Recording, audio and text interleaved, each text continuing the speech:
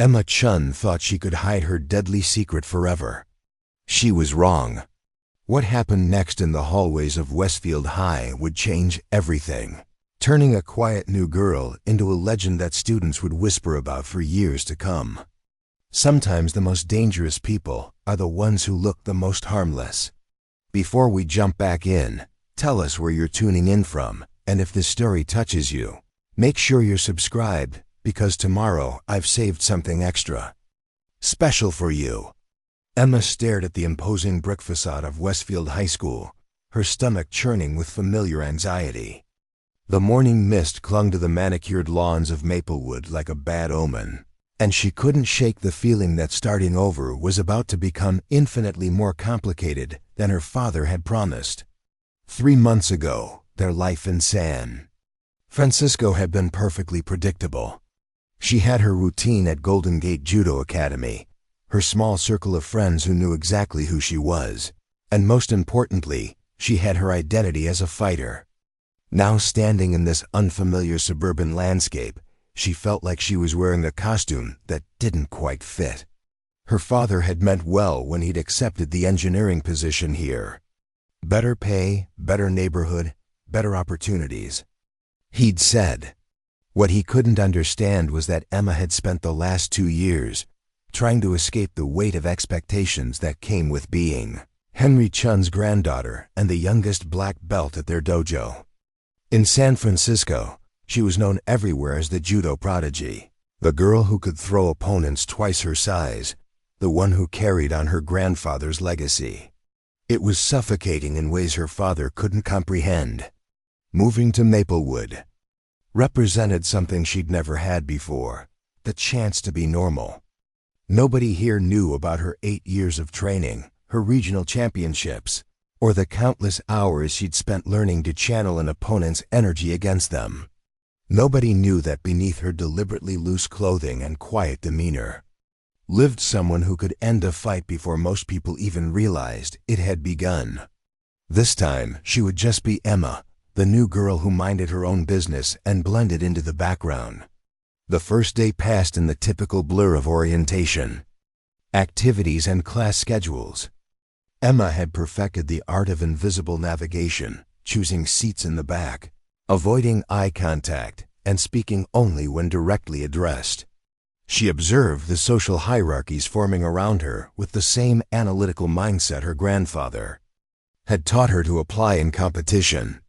Every school had its power structures, and identifying them early was essential for survival. Madison Taylor emerged as the undisputed queen of the junior class within the first week. Tall, blonde, and radiating the kind of confidence that came from never being told no, she commanded attention wherever she went. Her inner circle consisted of Brooke Williams, whose father owned half the commercial real estate in town, and Chloe Parker, who treated Madison's every word like divine revelation. They moved through the hallways like a perfectly choreographed unit, leaving whispers and sideways glances in their wake. Emma's strategy of invisibility worked flawlessly for 3 weeks. She found her rhythm in the quiet corners of the library. During lunch, chose her routes to avoid the high-traffic areas where confrontations were most likely to occur, and managed to complete assignments without drawing unwanted attention from teachers or classmates.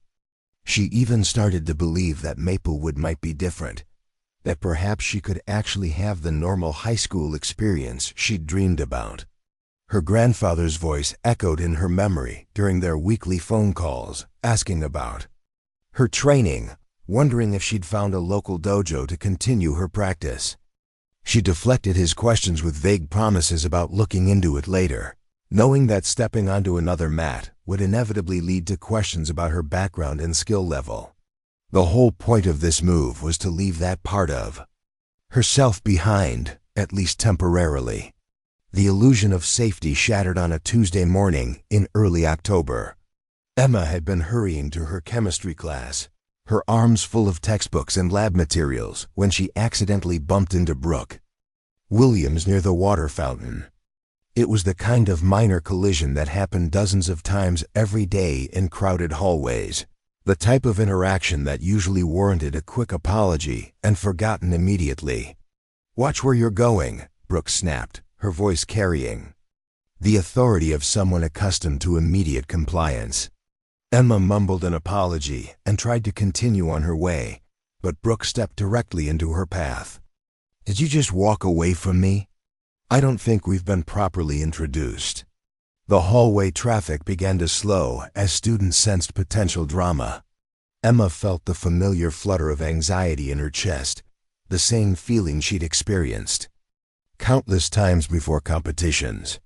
The difference was that in the dojo, she knew exactly how to channel that nervous energy into focused power. Here, she had no choice but to absorb it and hope the situation would resolve itself peacefully. "I'm Emma," she said quietly, shifting her books to get a better grip. "I really need to get to class." "Emma," Brooke repeated, drawing out the name like she was testing how it felt in her mouth. "The new girl. We've been wondering about you. Haven't we, Madison?" Emma's heart sank as Madison Taylor materialized beside Brooke, flanked by Chloe and a growing audience of curious onlookers. Madison studied Emma with the calculating gaze of a predator sizing up potential prey, taking in every detail from her worn sneakers to her carefully neutral expression. "So quiet," Madison observed, her voice carrying just loud enough for the gathered students to hear. "So unremarkable. Tell me, Emma, what makes you think you can just bump into my friends and walk away like nothing happened?" Emma felt her grandfather's training kick in automatically, her breathing steadying as she assessed the situation. 3 opponents, verbal aggression only, multiple witnesses, authority figures potentially nearby.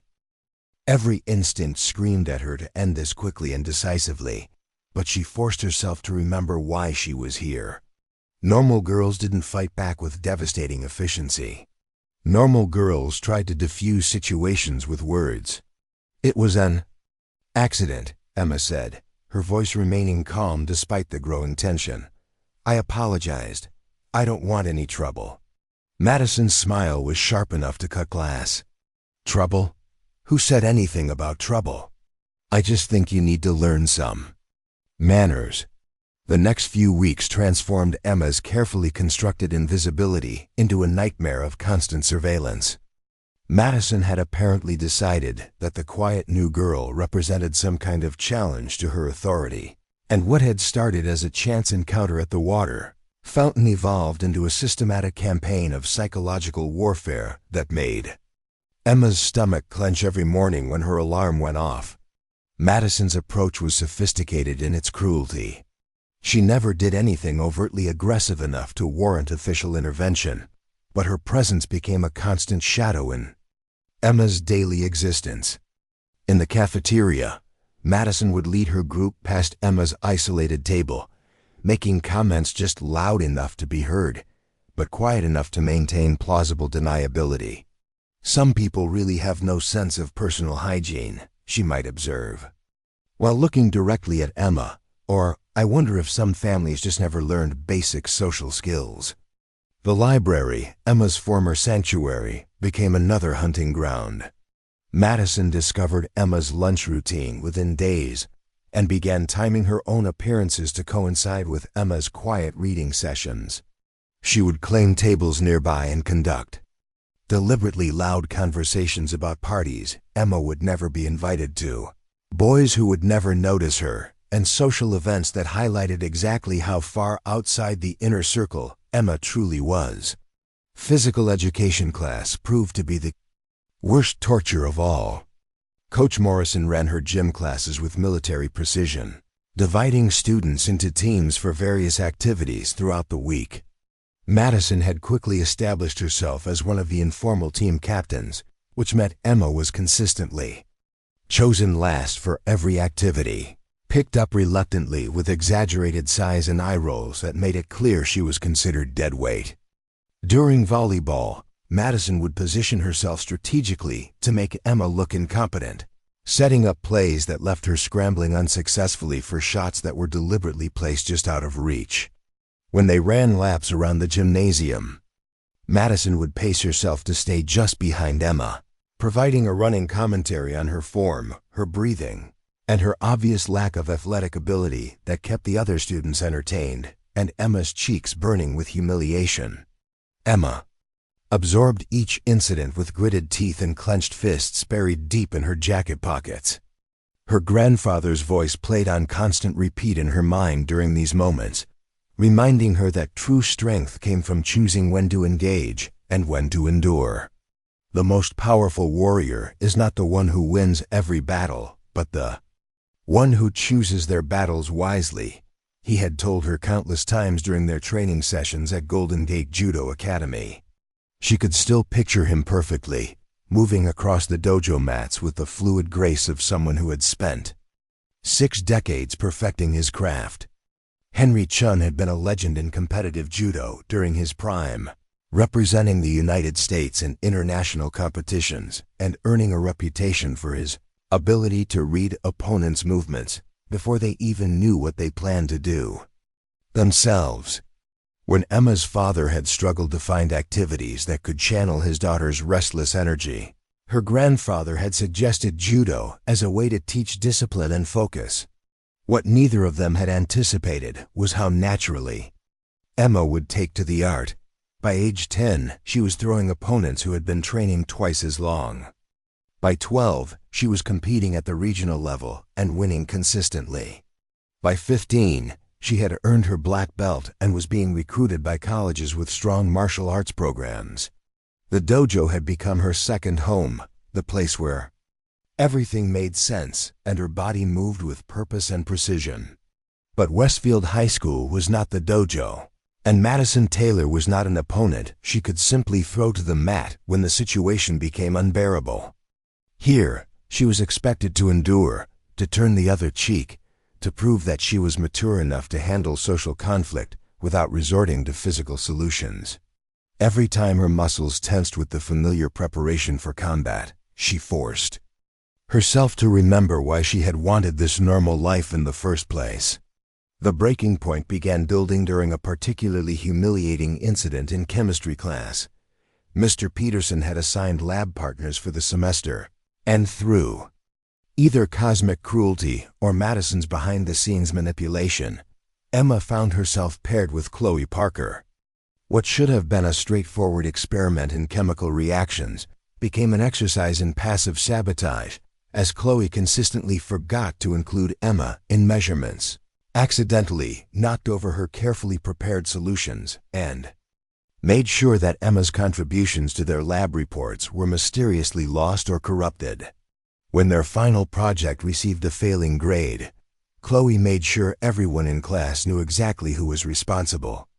"I tried my best," she announced loudly while packing up her materials, "but some people just don't have what it takes for advanced sciences. I guess not everyone can handle the academic pressure here at Westfield." Emma sat in stunned silence, as classmates who had barely acknowledged her existence for weeks suddenly found her fascinating, their eyes lingering on her with a mixture of pity and second-hand embarrassment. She had maintained a perfect grade point average throughout her academic career, but here at Westfield, she was being painted as intellectually inferior by someone whose idea of scientific method involved copying homework answers from online forums. The social isolation intensified as word of Emma's supposed academic deficiencies spread through the junior class grapevine. Students who had previously been neutral in the Madison-Emma dynamic began actively avoiding her, unwilling to risk association with someone who had been marked as a target. Lily Chun, who shared Emma's last name but no relation, went out of her way to make sure people knew they weren't family. Jake Morrison, who sat behind her in calculus, stopped asking to borrow pencils or comparing homework answers. Emma began eating lunch in bathroom stalls to avoid the cafeteria entirely, spending her free periods in empty classrooms, and timing her movements between classes to minimize contact with other students. She felt like a ghost haunting her own life, present, but not really participating, existing on the margins of an experience that everyone else seemed to navigate effortlessly. Her father noticed the change in her demeanor during their dinner conversations, commenting on her lack of appetite and the dark circles under her eyes. When he asked direct questions about school, Emma deflected with vague reassurances that everything was fine, just an adjustment period that would work itself out with time. She couldn't bear the thought of admitting that her grand experiment in normalcy was failing spectacularly, that perhaps she had been naive to think she could simply reinvent herself by changing locations. The phone calls with her grandfather became increasingly difficult to endure. His weekly check-ins, which had once been the highlight of her week, now felt like reminders of everything she was trying to leave behind. He would ask about her training, whether she had found a local dojo, if she was keeping up with her conditioning. Preparing and narrating this story took us a lot of time, so if you are enjoying it, subscribe to our channel. It means a lot to us. Now back to the story. Each question was like a small knife twist, reminding her of the confidence and competence she had abandoned in pursuit of an ordinary teenage experience. "You sound different, Emma," he observed during one particularly strained conversation. "Tired. Are you taking care of yourself?" She wanted to tell him everything. About Madison's calculated cruelty, about the daily humiliations that were slowly eroding her sense of self-worth, about the way she felt like she was suffocating under the weight of enforced helplessness. Instead, she forced brightness into her voice and assured him that she was just busy with schoolwork and making new friends. But her grandfather had not spent 60 years reading body language and subtle emotional cues to be fooled by forced cheerfulness over a phone line. "Remember what I taught you about balance, little warrior," he said gently. "Strength unused becomes weakness. Kindness without boundaries becomes victimhood. You cannot pour from an empty cup forever." His words haunted her as she lay awake. That night, staring at the ceiling of her new bedroom and wondering how much longer she could maintain this facade of normalcy, she felt like she was slowly disappearing, becoming a shadow of the person she had been in San Francisco. The girl who had commanded respect on the competition mats, who had carried herself with quiet confidence, who had known exactly who she was and what she was capable of achieving, was fading away more each day. What Emma didn't know was that Madison Taylor was just getting started. The systematic humiliation campaign was about to escalate into something far more dangerous, something that would finally force Emma to choose between her desperate desire for normalcy and her fundamental need for self-respect. The collision course they were on would culminate in a moment that would change both of their lives forever. Madison's campaign against Emma reached a new level of sophistication as October gave way to November. The subtle psychological warfare evolved into something more calculated in public, designed not just to humiliate Emma but to establish Madison's dominance for the entire school to witness. It began with small acts of sabotage that could easily be dismissed as coincidence or accident. Emma's locker combination mysteriously stopped working one Monday morning, forcing her to miss first period while waiting for the janitor to cut the lock. Her gym clothes disappeared from the locker room, leaving her to endure Coach Morrison's lecture about preparedness while wearing her regular clothes during volleyball practice. Homework assignments that she was certain she had completed vanished from her backpack, resulting in zeros that dragged down her carefully maintained grade point average. Each incident was perfectly orchestrated to appear random while creating maximum disruption to Emma's daily routine. Madison's genius lay in her ability to create chaos while maintaining complete innocence, always having an alibi or a plausible explanation that made it impossible for Emma to prove intentional targeting. When Emma tentatively approached teachers about the pattern of problems she was experiencing, she was met with sympathetic but ultimately useless advice about being more organized and taking better care of her belongings. The social dimension of Madison's assault intensified as well. She began spreading carefully crafted rumors about Emma's background, suggesting that her family had moved to Maplewood because of some unspecified trouble in San Francisco. The stories were vague enough to avoid being obviously false, but detailed enough to plant seeds of suspicion in the minds of her classmates. Some versions implied financial problems that had forced a desperate relocation. Others hinted at legal troubles or family scandals that required a fresh start in a new community. Emma watched helplessly as these fabricated narratives took root in the social ecosystem of Westfield High. Students, who had previously been merely indifferent, began viewing her with active suspicion, wondering what secrets she might be hiding and whether associating with her might somehow taint their own reputations. The few tentative friendships she had begun to develop withered as potential friends decided that the social cost of defending her was too high. The isolation became suffocating in ways Emma had never experienced before. At Golden Gate Judo Academy, she had been part of a community that valued discipline, respect, and mutual support. Even during the most grueling training sessions or competitive defeats, she had been surrounded by people who understood her dedication and celebrated her achievements. Here at Westfield, she felt like she was drowning in a sea of hostile indifference, struggling to keep her head above water while everyone around her pretended not to notice her distress. Her academic performance began to suffer under the constant stress of navigating Madison's increasingly elaborate schemes. Concentration became impossible when every interaction carried the potential for humiliation or sabotage. She found herself constantly looking over her shoulder, anticipating the next attack rather than focusing on lessons or assignments. The confident student who had excelled in challenging advanced placement courses in San Francisco was replaced by someone who second-guessed every answer and hesitated to participate in class discussions. The transformation was most visible during lunch periods, when Emma's attempts to find safe spaces became increasingly desperate. The library closed for staff meetings twice a week, forcing her into the general population of the cafeteria, where Madison's group held court at their centrally located table.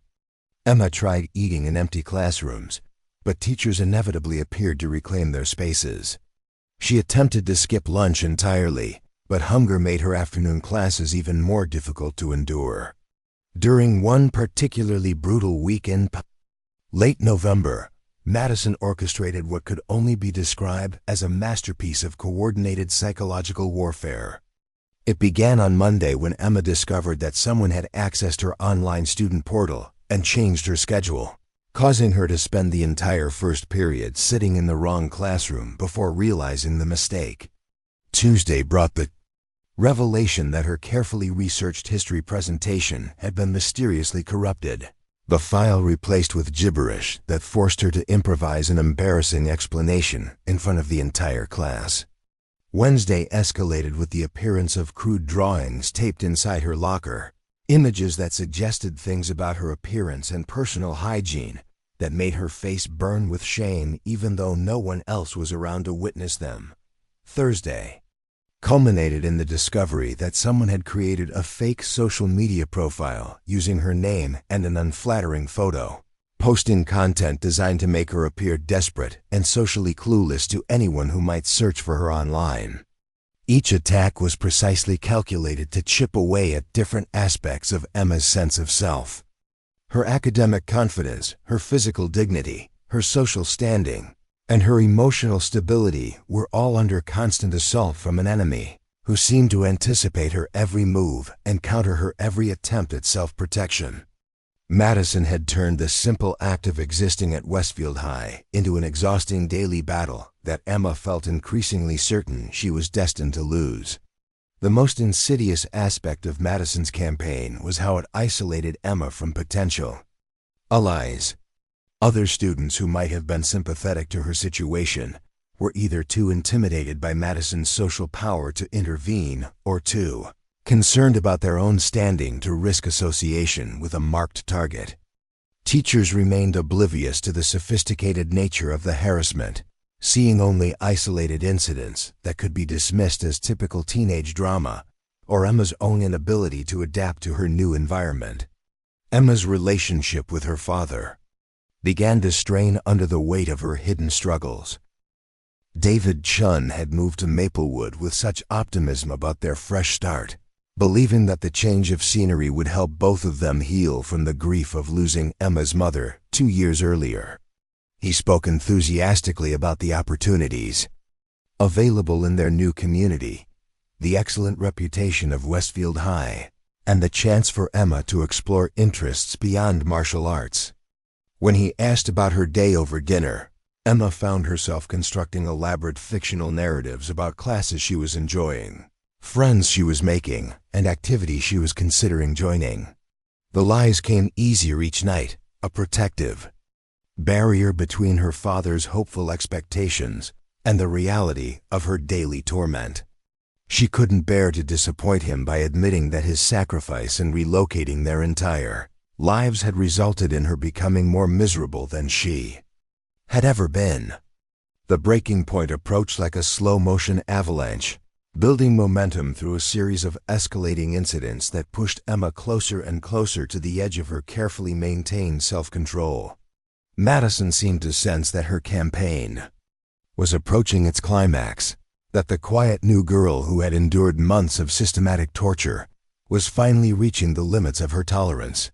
The final straw began forming during a particularly humiliating incident in chemistry lab.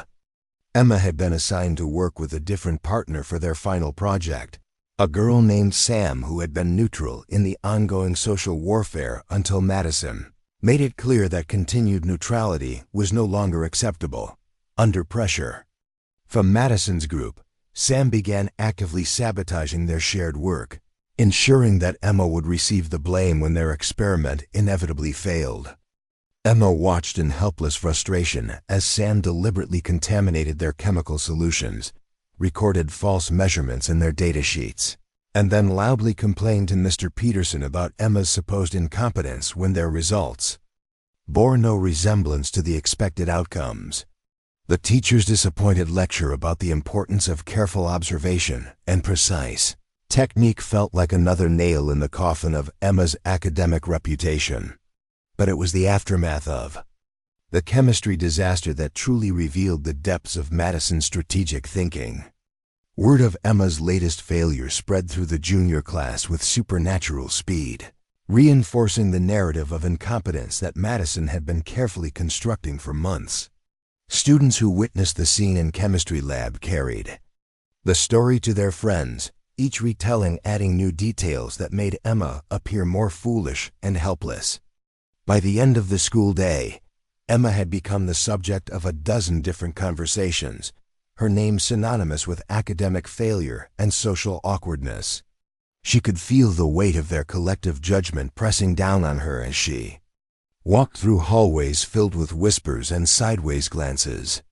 The confident martial artist who had once commanded respect through demonstrated skill and quiet competence had been replaced in their minds by a pathetic figure worthy only of pity or contempt. That evening, Emma sat in her bedroom staring at her phone, scrolling through social media posts that referenced her humiliation in chemistry class without ever mentioning her name directly.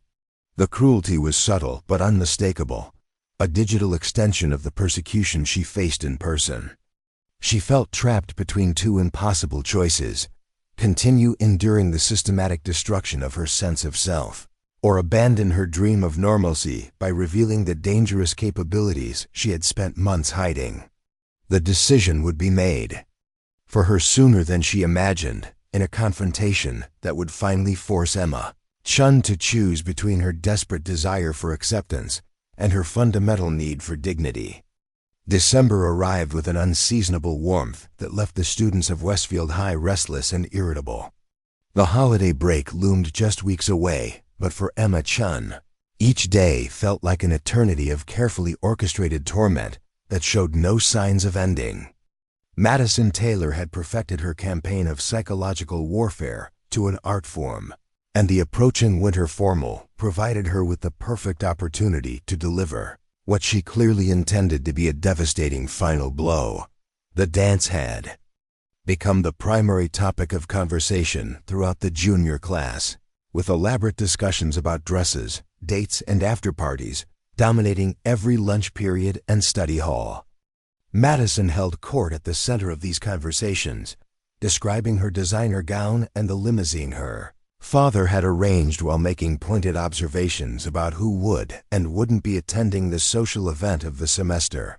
Her comments were carefully designed to reinforce the social hierarchy she had spent months establishing, with Emma firmly positioned at the very bottom of the pecking order. Emma tried to ignore the constant chatter about the formal, but Madison made that impossible by launching a series of increasingly cruel public speculations about Emma's plans for the evening. During a particularly brutal lunch period, Madison wondered aloud whether Emma even owned anything appropriate for such an elegant occasion, suggesting that perhaps she should consider staying home rather than embarrassing herself in front of the entire school. The comment drew laughter from her usual audience and knowing looks from other students who had grown accustomed to Emma serving as their entertainment. The week before the dance brought a new level of creative cruelty that demonstrated just how much time and energy Madison had invested in her campaign of destruction. Anonymous notes began appearing in Emma's locker, written in various handwritings to suggest widespread student participation in mocking her isolation. Some contained fake invitations to the dance from fictional admirers, complete with elaborate, romantic language that made Emma's cheeks burn with humiliation when she realized they were elaborate jokes designed to raise and then crush her hopes. Other notes were more directly vicious, containing detailed critiques of her appearance, her social skills, and her general unworthiness to be part of the Westfield High community.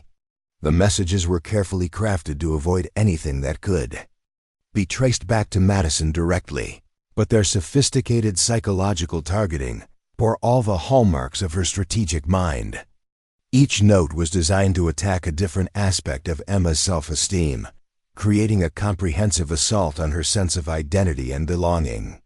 Emma found herself checking her locker with the same dread she might approach a venomous snake, never knowing what fresh humiliation awaited her behind the metal door. The notes became a daily reminder that her persecution was not the work of a single tormentor, but apparently the shared entertainment of an entire student body that had decided she was fair game for their cruelest impulses. The carefully maintained fiction that most of her classmates were neutral observers crumbled under the weight of evidence suggesting widespread participation in her ongoing humiliation. Her academic performance continued its downward spiral as the constant stress made concentration impossible. Teachers who had initially shown sympathy for her adjustment difficulties began expressing frustration with her declining participation and increasingly erratic assignment submissions. Mrs. Patterson pulled her aside after calculus class to express concern about her sudden inability to focus on mathematical concepts that should have been well within her capabilities. Emma wanted to explain that solving complex equations became nearly impossible when your mind was constantly occupied with anticipating the next attack, but she lacked the vocabulary to describe the psychological warfare she was experiencing without sounding paranoid or unstable. Instead, she nodded politely and promised to try harder, knowing that her continued academic decline would only provide Madison with additional ammunition for her ongoing character assassination campaign. The physical symptoms of chronic stress began manifesting in ways that became increasingly difficult to hide from her father. She developed persistent headaches that left her squinting against classroom lights, stomach problems that made eating a daily struggle, and insomnia that left her exhausted and emotionally fragile.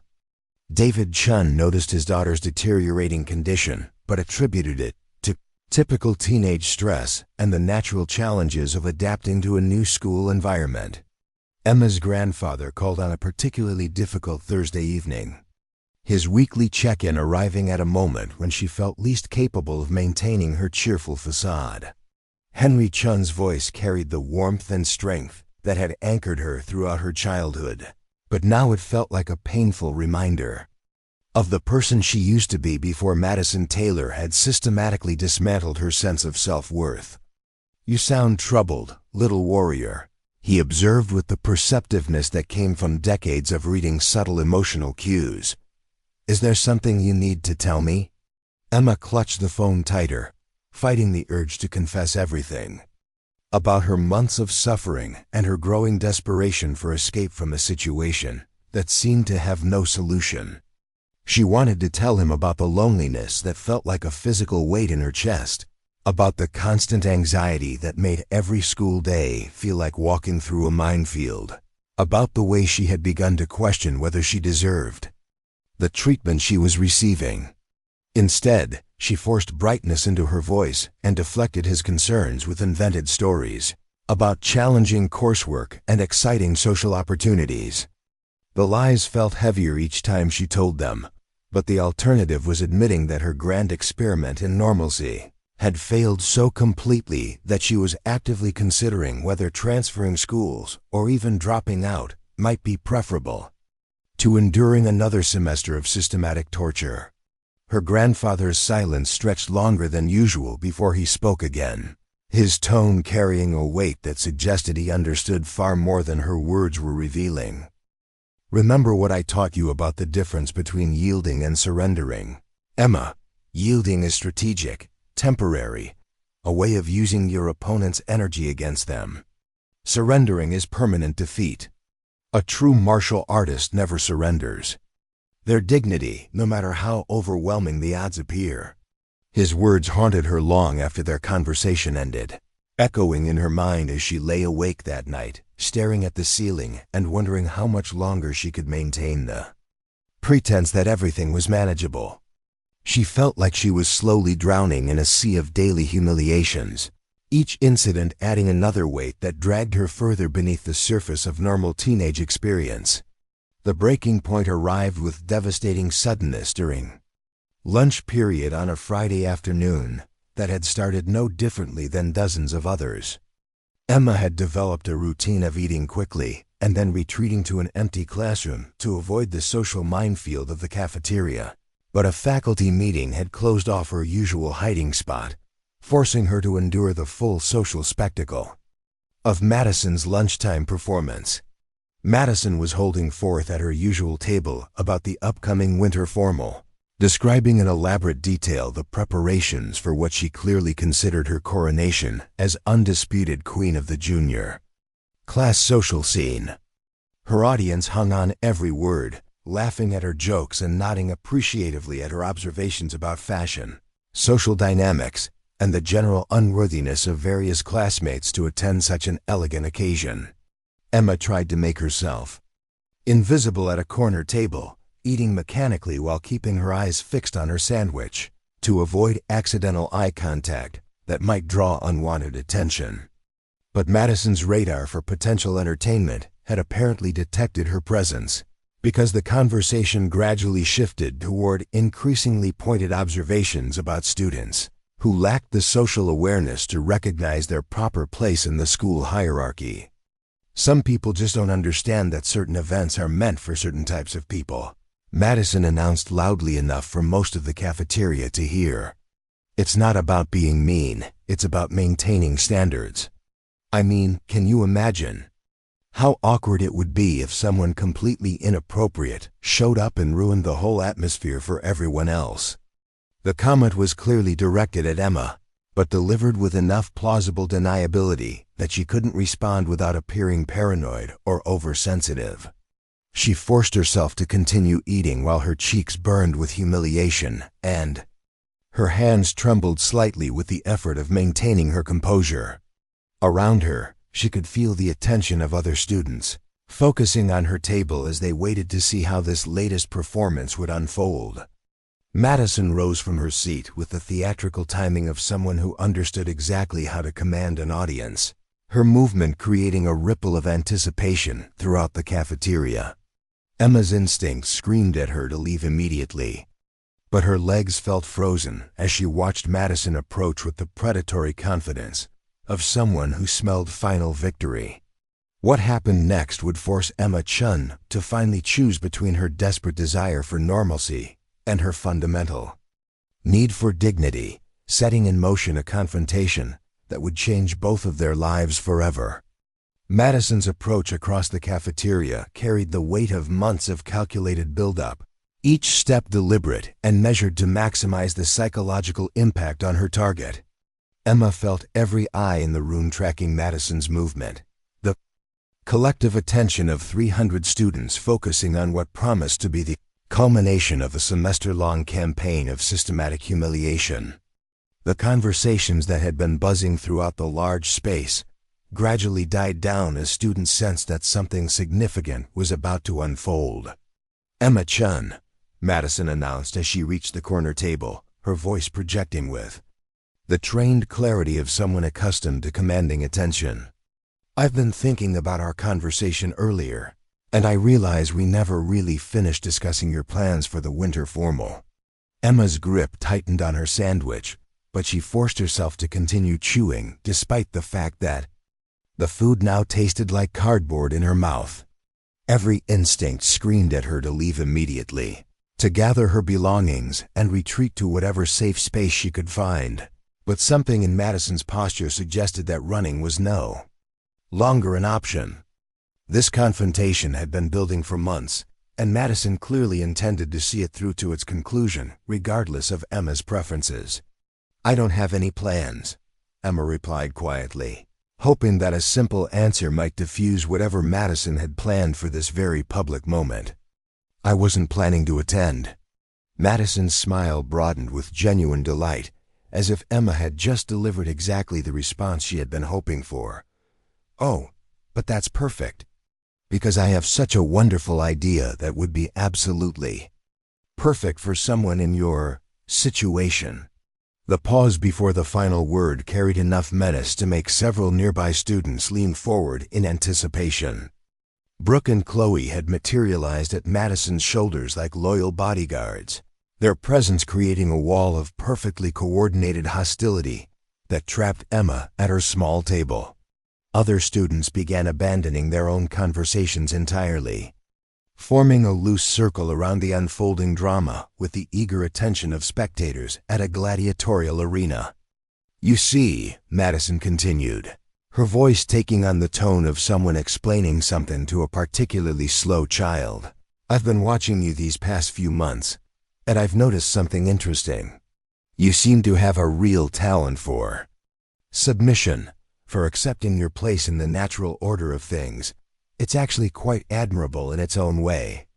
Emma felt her grandfather's training kicking in automatically, her breathing becoming deeper and more controlled as her body prepared for what was clearly going to be an unavoidable confrontation. The familiar calm that had carried her through countless competitions began settling over her mind, bringing with it a clarity that had been absent for months. She could feel the shift happening within herself, the carefully constructed facade of helpless normalcy beginning to crack under the pressure of Madison's escalating aggression.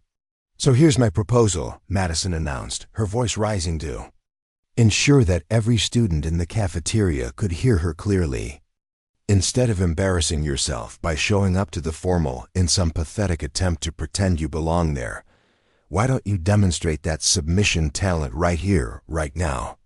I think it would be educational for everyone to see exactly where you stand in the social hierarchy of this school." The cafeteria had gone completely silent now, hundreds of students holding their breath as they waited to see how this confrontation would resolve itself.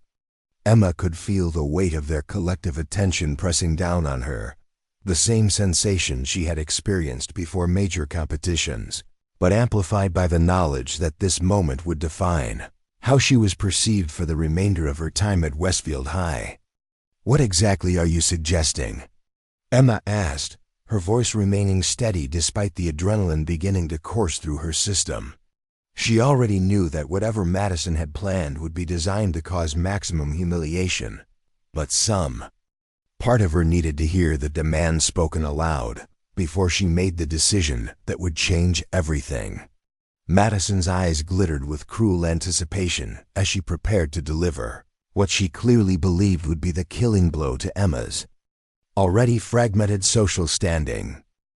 "I think you should get down on your hands and knees right here in front of everyone and crawl across this floor like the pathetic little worm you are. Crawl from here to the garbage cans by the kitchen, and maybe, just maybe, people will start to understand exactly what kind of person you really are underneath all that fake quiet dignity. The demand hung in the air like a physical presence, so outrageous and deliberately degrading that several students actually gasped audibly. This was beyond typical teenage cruelty, crossing into territory that even Madison's most loyal followers seemed to find shocking. Brooke and Chloe exchanged uncertain glances, as if they were beginning to realize that their leader might have pushed things too far beyond the boundaries of acceptable behavior. But Madison wasn't finished. She stepped closer to Emma's table, leaning down to bring her face level with her targets, her voice dropping to a whisper that somehow carried more menace than her earlier announcements. Because that's what you are, isn't it, Emma? A crawling little insect who thinks she can hide among normal people. Well, I'm tired of pretending you're anything more than that, so crawl. Show everyone what you really are. Emma sat perfectly, still for what felt like an eternity, but was probably only a few seconds, her mind processing the magnitude of what was being demanded of her. This was the moment she had been dreading and anticipating for months, the point where her carefully maintained strategy of passive endurance would either prove its worth or reveal its fundamental inadequacy. She could feel the weight of 300 pairs of eyes watching her, waiting to see whether she would submit to this ultimate humiliation or finally find the courage to fight back. Her grandfather's voice echoed clearly in her memory, as if he were standing right beside her in the crowded cafeteria. There comes a moment in every warrior's life when they must choose between peace and dignity. The wise fighter seeks peace whenever possible, but they never sacrifice their essential worth for the illusion of safety. When someone demands that you surrender your humanity, little warrior, that is when you show them exactly what you are made of. Emma stood up slowly, her movement causing a ripple of anticipation to spread through the watching crowd. Madison stepped back slightly, apparently expecting Emma to comply with her demand by dropping to her hands and knees, but something in Emma's posture must have suggested a different outcome, because her confident smirk began to waver around the edges. "You want to see what I really am?" Emma asked, her voice carrying a new quality that made several students in the front row take involuntary steps backward. "You've spent months trying to figure out what makes me different, what makes me someone you needed to destroy. You want to know my secret, Madison?" The transformation was subtle at first, just a straightening of shoulders and a shift in stance that distributed Emma's weight more evenly across both feet. Her hands, which had been gripping the edge of the table, relaxed to her sides in a way that somehow suggested readiness rather than surrender. But it was her eyes that changed most dramatically, shifting from the downcast avoidance that had characterized her entire time at Westfield to a direct, unwavering focus that seemed to see through Madison's carefully constructed persona to something much smaller and more frightened underneath. "My secret," Emma continued, taking a step forward that forced Madison to either retreat or stand her ground in what was rapidly becoming a very different kind of confrontation, "is that I'm not the helpless victim you think I am.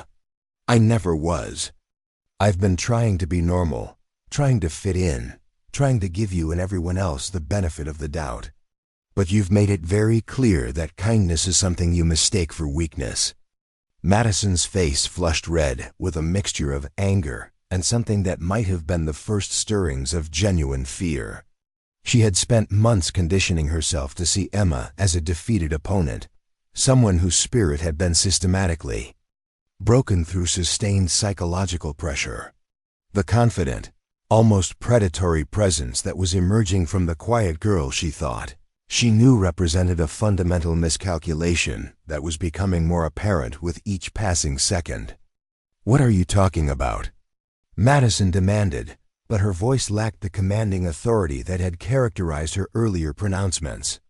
"You think because you finally grew a backbone you can talk to me like that? You think you're intimidating? You're still just a pathetic loser who doesn't belong here." Emma smiled then, a small expression that didn't reach her eyes, but somehow managed to convey more threat than any amount of shouting could have accomplished. Madison, you have no idea what you've been playing with. For the past 8 years, I've been studying an art form that teaches you how to use someone's aggression against them. How to take their anger and momentum and redirect it in ways they never see coming. My grandfather spent 6 decades perfecting techniques designed to neutralize opponents who were bigger, stronger, and more aggressive than he was. The cafeteria had gone so quiet that the distant sounds of kitchen staff cleaning could be heard clearly across the large space. Students who had been expecting to witness Emma's final humiliation were beginning to realize that they might be about to see something entirely different. Madison looked around desperately for support from her usual followers, but Brooke and Chloe had taken several steps backward, their faces showing the first signs of uncertainty about their leader's strategy. "You want me to crawl?" Emma asked, her voice carrying clearly through the silent cafeteria. "You want to humiliate me in front of everyone? Here's the thing about respect, Madison. You can't demand it. You can't terrorize people into giving it to you. You can't build your own sense of worth by tearing other people down. And you certainly can't break someone who was never as fragile as you assumed they were." Madison made her critical mistake then, whether driven by panic, pride, or simply the momentum of months of unchallenged dominance. She lunged forward with her right hand raised, aiming what appeared to be a slap at Emma's face while screaming. Something about teaching her a lesson about disrespect. It was a wild, untrained attack that telegraphed itself from the moment Madison committed to the movement, the kind of amateur aggression that would have been laughable to anyone with even basic martial arts training.